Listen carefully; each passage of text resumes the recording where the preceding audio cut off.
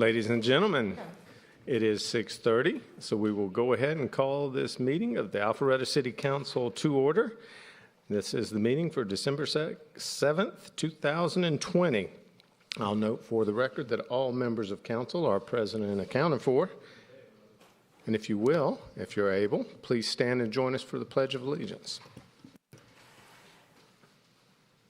I pledge allegiance to the flag of the United States of America and to the republic for which it stands, one nation, under God, indivisible, with liberty and justice for all.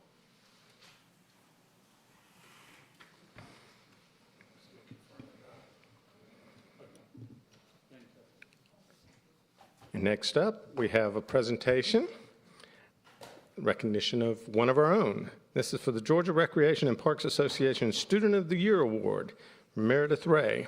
And if Miss Kara Pearl could join us, please. Prell, excuse me.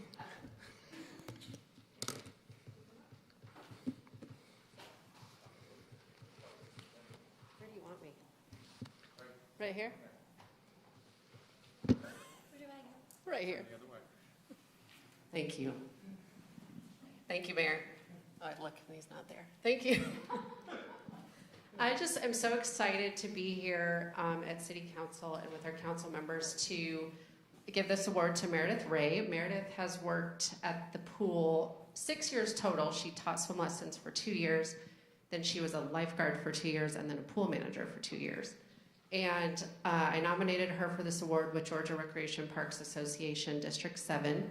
And there were lots of other nominations. I feel that that's important to say because you actually won.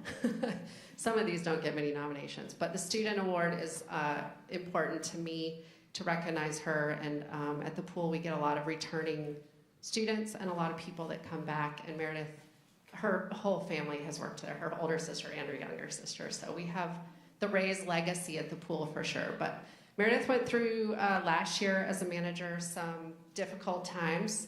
She ended up performing CPR on somebody for several minutes. And she just did a great job, and I'm so proud of her. It was a weekend. I wasn't there. She handled it completely. And then this year, absolutely stepped up. The city said, open the pool, and we said, okay. And she just stepped up and ran it like a champ in the midst of all this craziness. So I'm so proud of her, and I'm so excited to give this to you. You want to give it to her for the picture? Sure. And also, I want to thank you because it has been an extraordinary year, and your efforts to keep some sense of normalcy for our community's families and the children especially is very much appreciated. A lot of people in this community were very grateful for the opportunity to get out of their houses and actually get to a pool for a little fresh air and let the kids play a little bit. So thank you very much. Well, thank you. So I'll read this right quick. This is GRPA Student Award, Georgia Recreation and Parks Association 7th District, 2020, presented to Meredith Ray, City of Alpharetta, in recognition of providing wholesome and constructive leisure opportunities through recreation programs and facilities and continued service to the Georgia Recreation and Park Association's 7th District, presented September 2020. Now say a few words. Yeah, your speech. Well, I just want to say thank you so much for pouring into me as a city and allowing me to just have a great opportunity to, work with all of y'all and y'all as a community. And I really have learned so much. And I thank Kara for just always being there for me, my parents. I'm not sure what else to say, but I really do appreciate it, and I thank you. She's a natural at that. I handed her the microphone and she didn't miss a beat. You're going to succeed in anything you decide to do. So thank you. And we will present this award. Thank you. There you go. Go take a picture.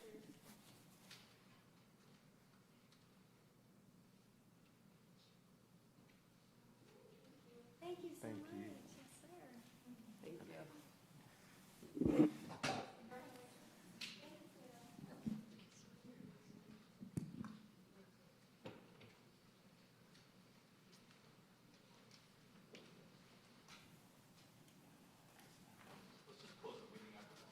So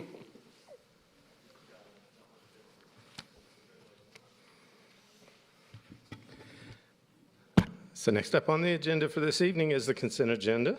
And the consent agenda consists of 3 items.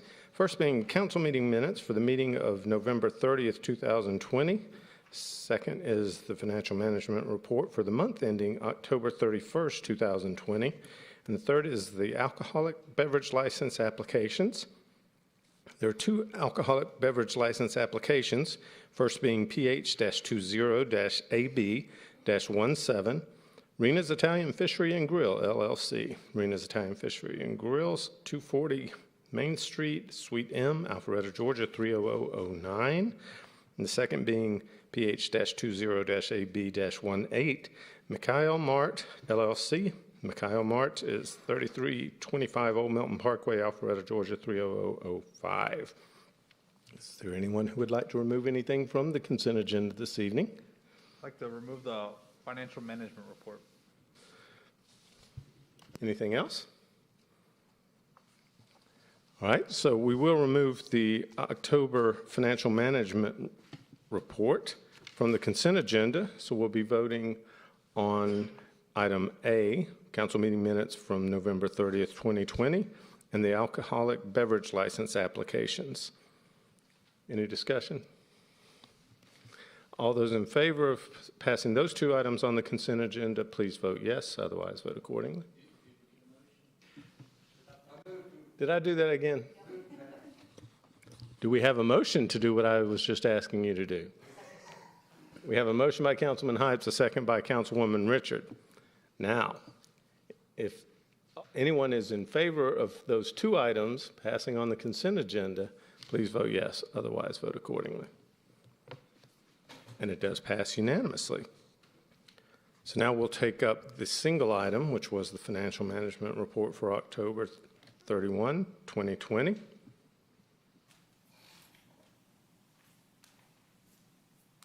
Good thing you're here to keep me straight, Sam.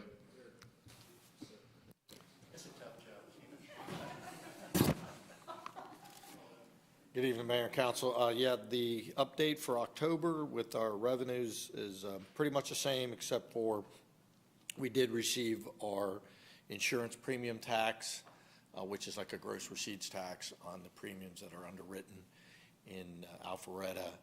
We get that as one lump sum dollar from the state, and that was $4.6 million. So it's a $258,000 more than what we had budgeted. So that has been reflected here. And then the other change is a downward change. I think we were at about $600,000 or $700,000 from what we were projecting from hotel motel tax. We've now brought that number to about just over $1 million. We're going to be short in hotel motel taxes now that we've gone pretty far into the year, and we're only seeing revenues in the 30 to 35% of what pre-COVID numbers were like. And so we budgeted at, I think, about 73%, because at that time we didn't know whether or not we would recover and how this COVID was going to take place. But it's more along the line of 40, it's ultimately 45%. And if we meet 45% for the year, then we'd be down $1,031,000. So we still are in the positive because we had some other property tax numbers and things like that. We still believe we're going to meet budget, or maybe a little bit greater than budget, about $500,000 or so. So, and on the expenditure side, we're running better than we were this time last year in our departments, obviously, because the direction to really focus on high priority spending in their budgets, limit no travel, training, and things like that, where there's some training but no travel, things like that. So the departments are doing well in that regard. So we'll finish the year, obviously, I believe, on a positive side from the expenditure and a little bit from the revenue. But those 2 numbers, insurance premium tax, hotel tax, was really the only changes from the previous month. So any questions? Councilman Biden? Thank you, Mr. Harris, for all the work that you do and stepping up in this uncertain environment. Now that with vaccinations coming and starting to see a little bit of a horizon, maybe to the next stage of recovery, where do the municipalities, where do we get our news just to see of what they're thinking about how the economy is going to recover, or what your sales tax, your revenues are going to look like, or? Yeah, well, we really haven't received much from other cities, and there's not too much communication in that regard. Obviously, we can get some numbers from the state and some of what they're seeing. I've been pleasantly surprised with local option sales tax. I mean, honestly, I'm keep thinking there's going to be headwinds, somewhere down the road. Obviously, we're coming out of COVID, but it's amazing that we're receiving 85% of pre-COVID numbers. It's pretty high when you think about what's going on. But again, with the vaccination and stuff, maybe we'll be able to skate through that. There won't be headwinds in the sales tax arena area. So, but we'll try to start looking out more to see what the state has on it or anything else. I'm a member of GFOA, but we're not really seeing. We saw a lot of stuff going into the fiscal year, but haven't really seen a lot of updates on where people are projecting the next. I think there's next 6 months, obviously. There's a lot of maybe some optimism coming out, but property taxes, we just don't know how they're going to shake out for the assessments coming up. Yeah, next year, we won't receive much. We can try to reach out to the county. We're already sort of estimating that the commercial could take a reasonable hit, and we won't see the digest numbers most likely to after we've adopted the budget, as has been in the past. So early projections are that commercial could more than wipe out any residential increase and possibly hit our property taxes for, maybe $1 million or so. And then just final one, I know it's tough, we're doing the uncertainty talking about operations, but then, still always got to look forward on capital projects. Can you just talk a little bit about what we're doing right now, looking at the capital list and on the finance side of compiling a list together of what we need to do or what's been on our list for a while? Yeah. We've been meeting to try to come up with some prioritization of primarily the transportation side of the projects, side of the aisle, and try to tier them into what can be done in a short, medium, and long-term basis, and then couple that with, in the short term, can you really do those same roads as another road type things, and try to have all these overlays on making a decision, in the short term, what, if any, we would need to try to tackle and take on. And then on the financing side of it, we're taking a hard look at, first of all, how we're going to balance, we need to balance next year our operating budget. And then along that line, there's a certain amount of money that we normally put aside for recurring capital. As you know, when we balanced the budget this year, we had to really drop that number. So we're trying to get that back up over maybe a 2 or 3 year period, back up to $4.5 million that it used to be. It was only $189,000 we could budget this year. So we're working on that.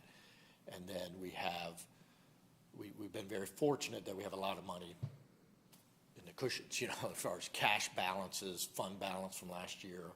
We did very well from a fiscal standpoint last year, even though we saw a downturn in the end. We still dropped a lot of money to the bottom line. We've had the Avalon sale. We've had the recapture of the Fulton County CARES Act money.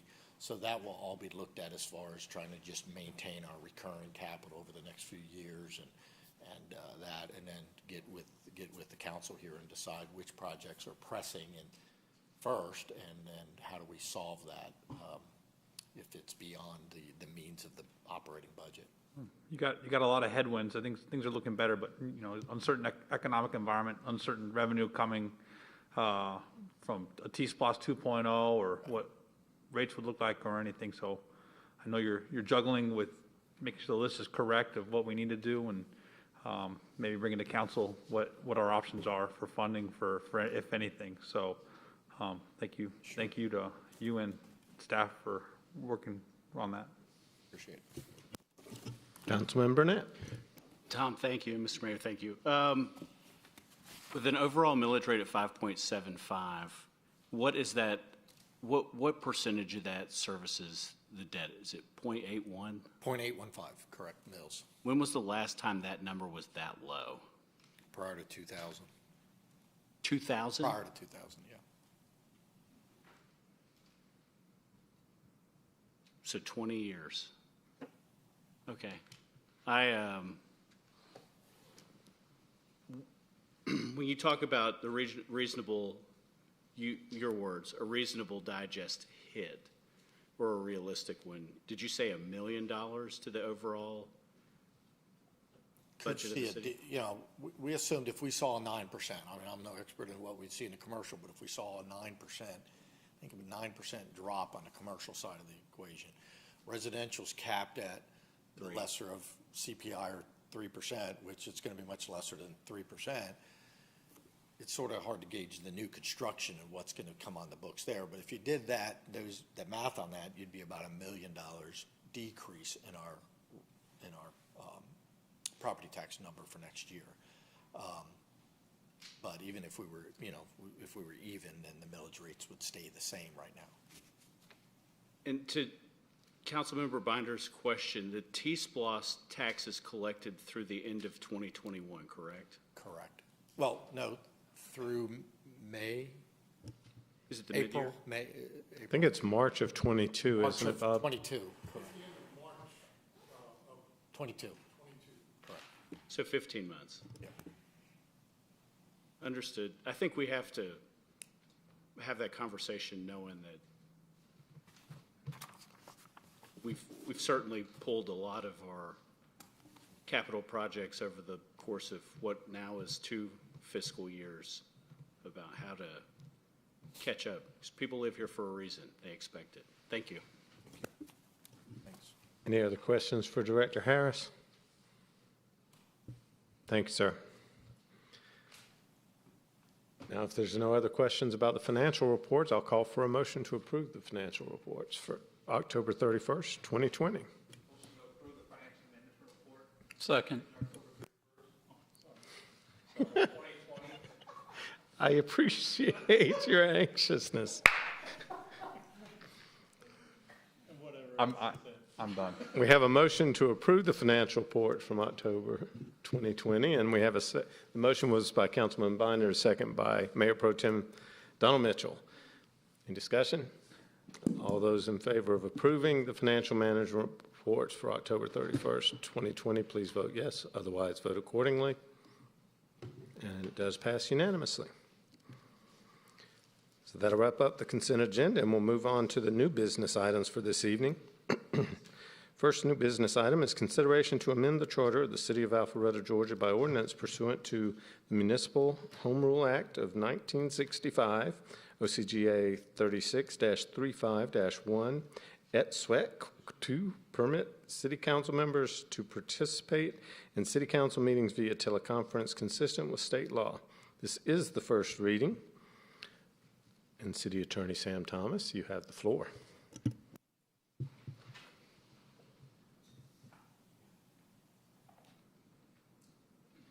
Thank you, Mayor and Council.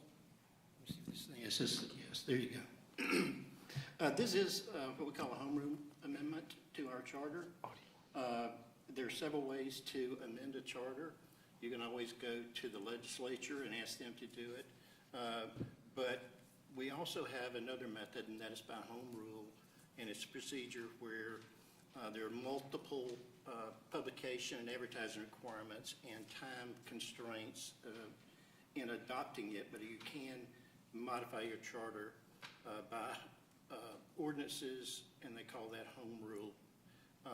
In this instance, there are certain things that are prohibited from doing by home rule. You have to go to the legislature. Main one being anything that alters your form of government,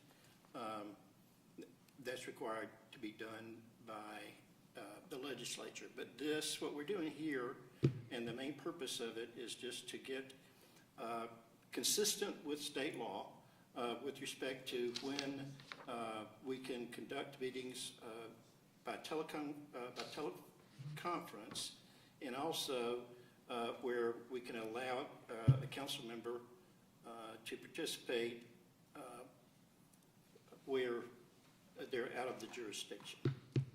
And so our charter right now, which we are maintaining, this provision as well, says that You can vote in abstention if you're hospitalized, if you have a death in the immediate family, or you have an ambulatory illness. You can vote by abstention, and you can do that in writing, or you can do that by a telephone conference. But that's more limited than you're allowed under this general state law. So we're adding, and it's an addition, there are still things that actually you could do under this that you might not be able to do under state law. So we're making an addition. And what we're doing, there's two, under this provision that we're adopting from state law, there's two circumstances where you can do telephone conference meetings. One is if there is an emergency involving public safety or preservation of property or public services, then you can, as a council, just meet by teleconference. You don't have to have anybody present in person.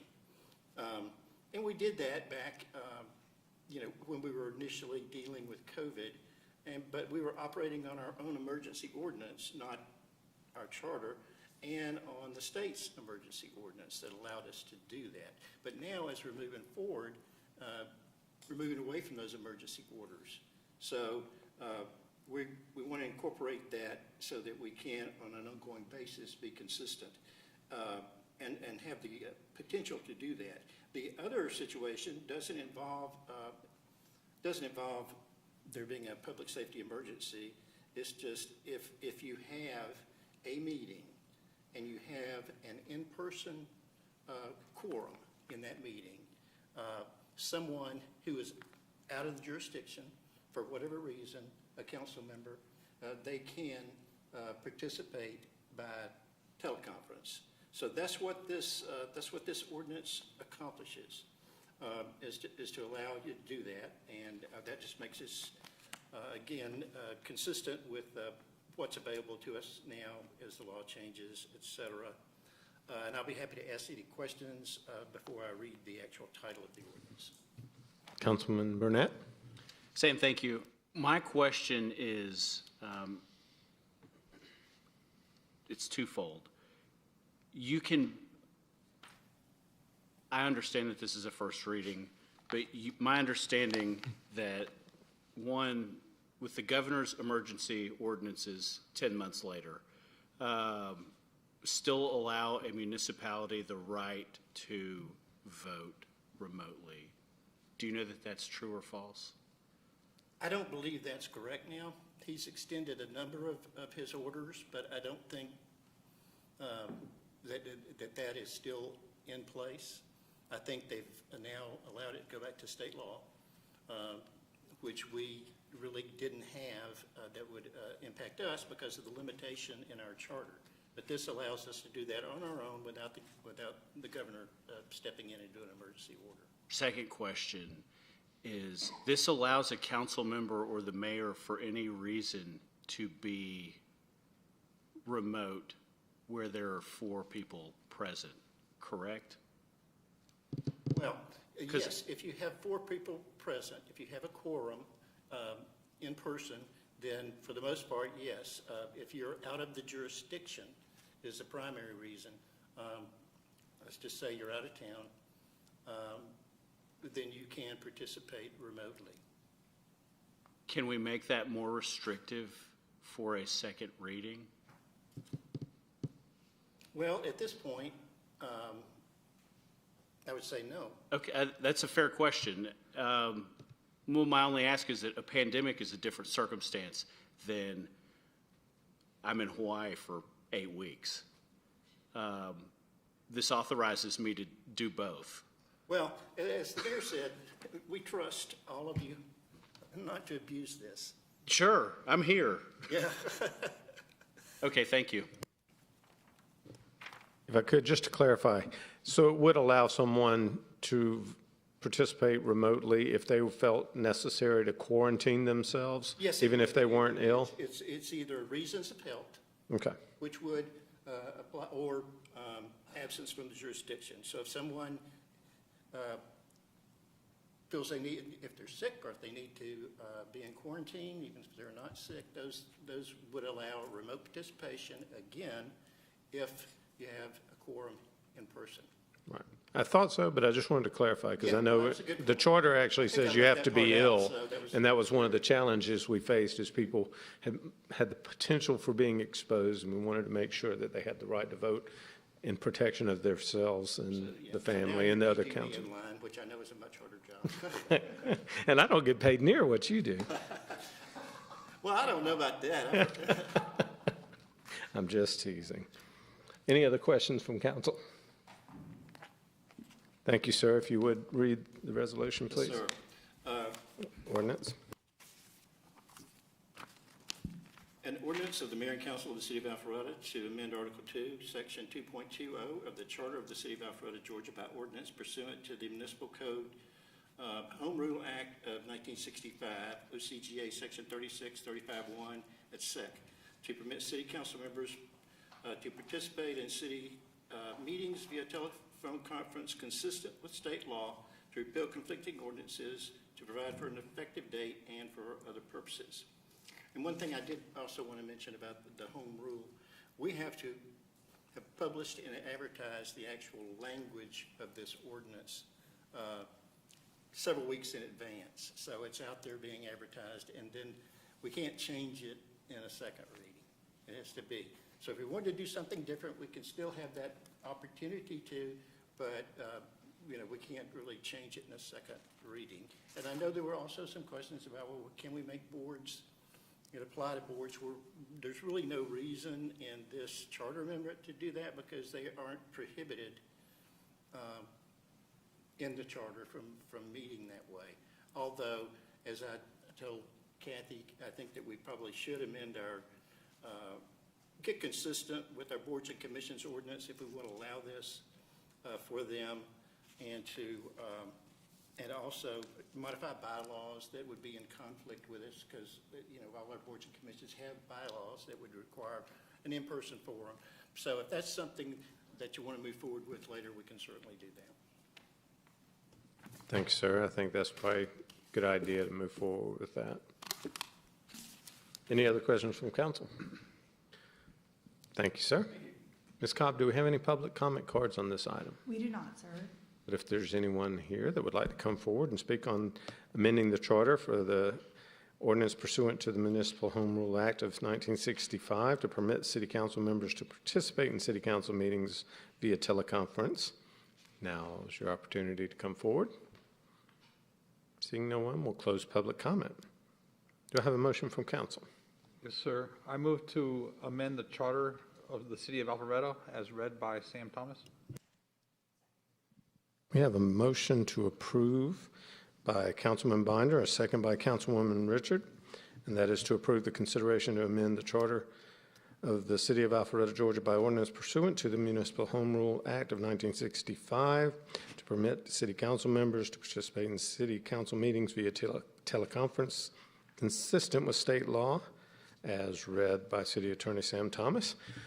Any discussion? Councilman Binder? I just want to thank staff and this council for being open to changes. We've had to pivot quite a bit throughout this year, so this help us get through hopefully this last little phase here. And thank you to everybody for making everybody feel comfortable. Absolutely. Any other discussion? I'll go ahead and call for a vote on the motion to approve the consideration to amend the charter of the city of Alpharetta, Georgia, pursuant to state law to allow teleconference participation by city council members as read by City Attorney Sam Thomas. All those in favor, please vote yes. Otherwise, vote no. And it does pass unanimously. Next item up under new business is consideration of an ordinance to amend the City of Alpharetta alcoholic beverage ordinance so as to change the minimum age for servers from 21 to 18, to repeal conflicted ordinances and for other purposes. This is also the first reading, and this was sponsored by Councilmember John Hypes. Yes. Mr. Thomas?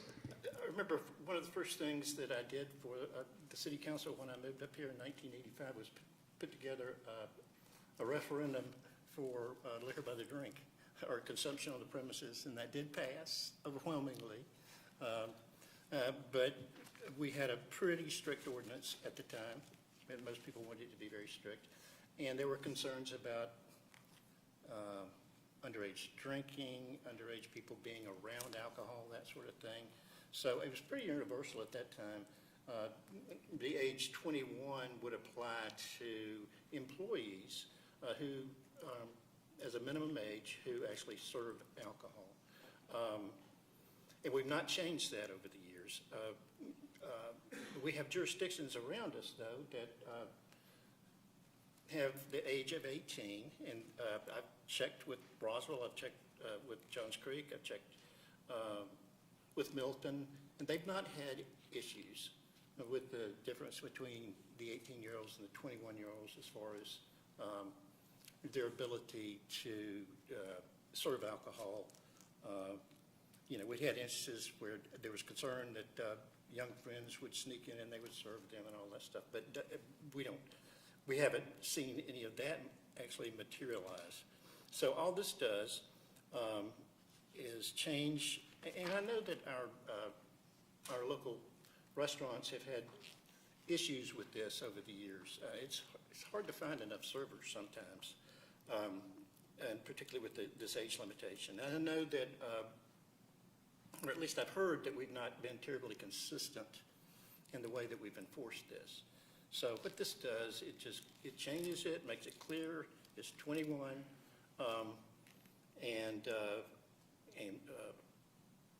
again, I think that Mr. Hype's probably heard from some of our restaurants. I've heard from some of our restaurants, and we just think it's a positive thing to move forward and do this. If you have any questions, I'll be glad to ask. Any questions from council? Councilman Hypes. And also, in addition to our surrounding jurisdictions, this brings us in alignment with what Georgia state law is, correct? That's correct.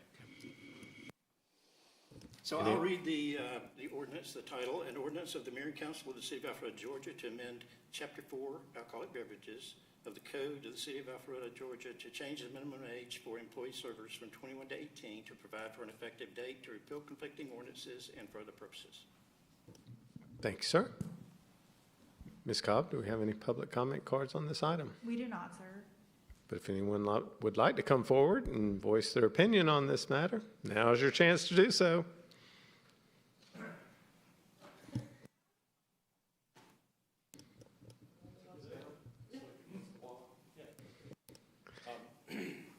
If you don't mind, please state your name and address for the public record. My name is Dave Flipwitz. I'm the owner of Smoke Jack Southern Grill.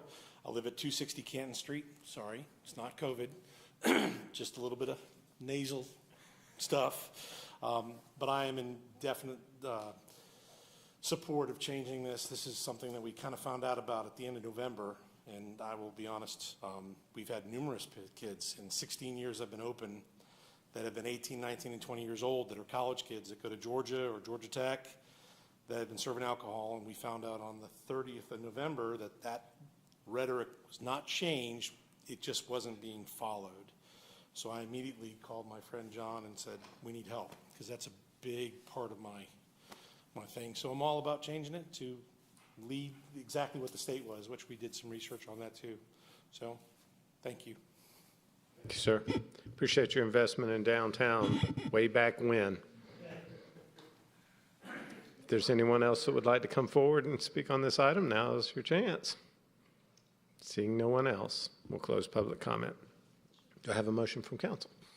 Yes, Mr. Mayor, I'd like to offer a motion that council approve the ordinance to amend the City of Alpharetta alcohol beverage ordinance to change the minimum age for servers from 21 to 18, as read by City Attorney Sam Thomas. Second. Have a motion by Councilman Hypes and a second by Councilman Merkel.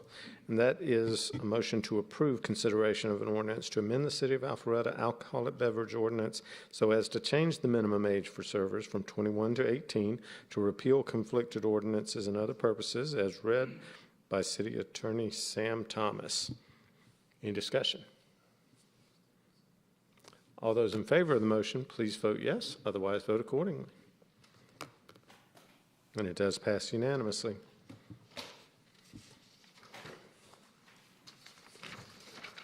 So that'll wrap up the new business portion of tonight's meeting, and we'll move on to public comment. So if there's any members of the public who have been sitting there anxiously awaiting their opportunity to come forward and speak, now is your chance to do so.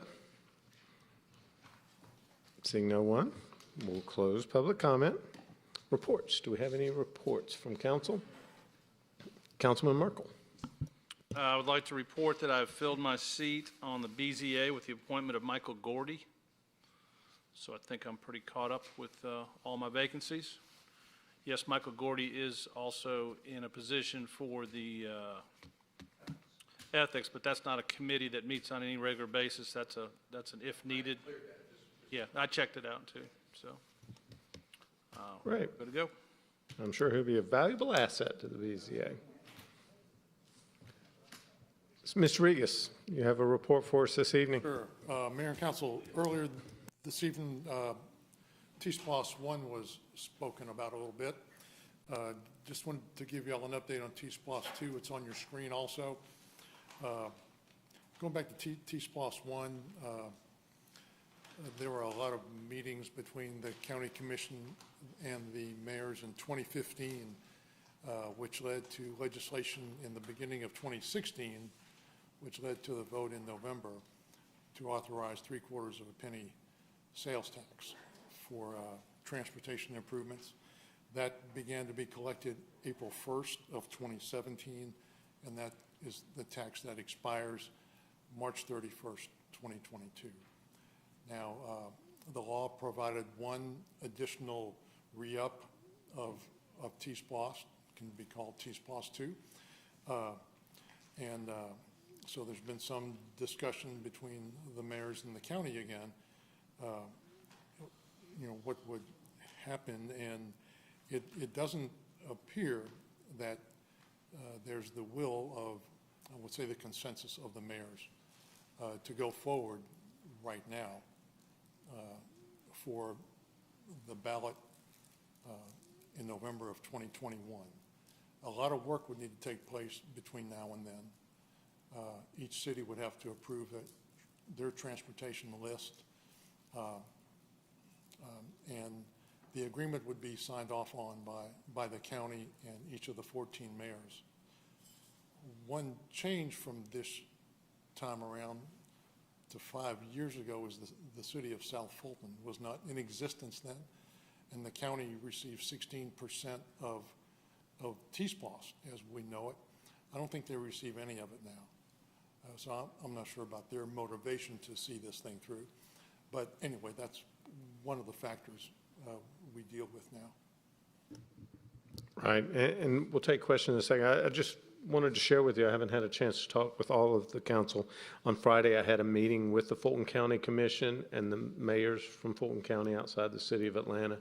That's where they presented this timeline. I think it's safe to say that it doesn't look clear that there will be a will to participate in another vote in 2021, primarily because if you note, to have an item on the ballot next November, it has to take an agreement by the cities that represent at least 85% of the population. And so within those cities, and right now there's more than that percentage of cities that have expressed reservations. The intention of that meeting on Friday was just to talk about it, whether we were moving forward. In the discussion, it was a Zoom meeting. The mayors committed to trying to get a consensus position amongst all the 14 cities to bring to the commission in January to at least, if there was a approval to move forward, we'd have to be doing it very quickly to compile all those lists and everything to have that list approved by the Fulton County Commission in March. So I don't think there's a tremendous amount of momentum, but I wanted to update the public and all our council members here about what the status is.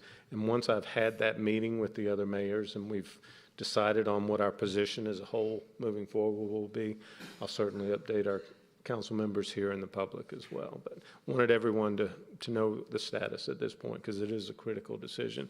And I do think Fulton County has seemed very supportive of moving forward with it, although they don't directly receive, they may receive the 900 population of the unincorporated Fulton County, but I think they do see the value in infrastructure improvements, transportation improvements within the county. So they're supportive of moving forward.